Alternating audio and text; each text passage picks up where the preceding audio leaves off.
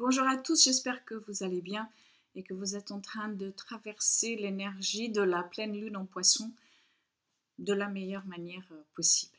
Nous commençons justement cette semaine avec l'énergie de cette pleine lune dont je vous en ai parlé la semaine dernière. Je mettrai la vidéo ici si vous souhaitez aller la voir. Cette semaine, nous allons avoir deux carrés décroissants. Celui de Vénus à Pluton et un autre de Mercure à Jupiter. Vénus est dans son signe, la Balance, et Mercure est en Lion. Et Mercure a déjà fait ce même carré à Jupiter juste avant sa rétrogradation, c'était le 9 juillet. Et ce cycle Mercure-Jupiter a débuté en octobre de l'année dernière. Quant à Vénus, cette planète a commencé ce cycle avec Pluton en janvier de cette année et il est arrivé à sa culmination en juin dernier. Alors, notez ces périodes, parce que si vous avez eu à ce moment-là des prises de conscience ou des expériences qui se sont invitées à votre conscience et qu'elles étaient en corrélation avec des thématiques relationnelles, des thématiques de création, de ressources, de valeurs ou d'ego, il se peut que cette semaine, avec la pleine lune et les aspects de carré, elle puisse revenir d'une manière ou d'une autre à la surface afin de commencer à clôturer quelque chose, à mettre un point final. Vénus et Mercure sont en train de cheminer vers la fin de leur cycle avec Jupiter et Pluton respectivement. Et avec la pleine lune dans l'axe Vierge-Poisson, il y a un grand besoin de purification, de réparation pour faire de la place à une autre forme d'ancrage. Car ces aspects de tension pourront mettre en avant des difficultés de communication ou d'expression avec Mercure en Lion, où certaines idéalisations de l'ego peuvent être plus fortes. L'ego peut aussi souffrir d'inflation et dramatiser, exagérer ce qui est vraiment, ou vouloir imposer des idées, des croyances, etc., relié donc à Jupiter en Scorpion, il peut y avoir ici un sentiment soit de contrôle, de manipulation ou de pouvoir mal utilisé.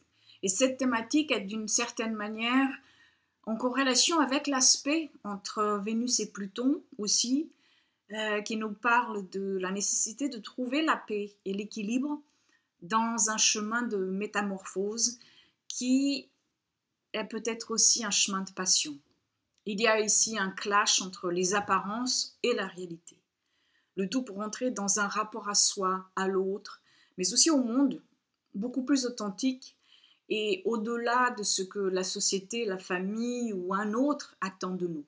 Pour beaucoup, ici, ce sera lié aux relations, à la créativité toujours, aux valeurs, à la recherche d'équilibre, à la recherche de justesse et d'éthique dans les liens qui nous unissent, soit-il personnel, professionnel, ou dans un regard plus large, dans le regard plus large que nous pouvons avoir sur la société.